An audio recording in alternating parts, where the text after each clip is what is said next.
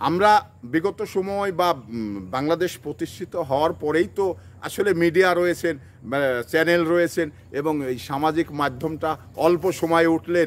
তো আমি বিগত সময়ের যদি বিষয়গুলো আর বর্তমান সময়ের বিষয়গুলো যদি মিল করতে যাই তাহলে কিন্তু অনেকটা তফাৎ, মানে অনেকটা ডিফারেন্স।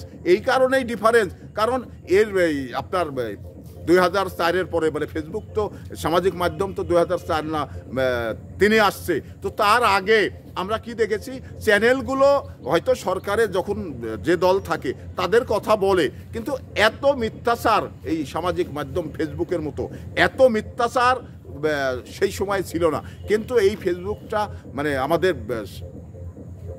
বাংলাদেশে চালু হওয়ার পর থেকে যে এত মিথ্যাচার, এত গুজবের মানে কথাগুলো বাংলাদেশে আমরা শুনতে পাই, তো এই গুজবে আমরা কান না দিয়ে আসলে মানে নির্ভরযোগ্য মাধ্যমের কথাগুলো শুনে এবং বুঝে আমরা মানে উত্তর বা প্রশ্ন করব।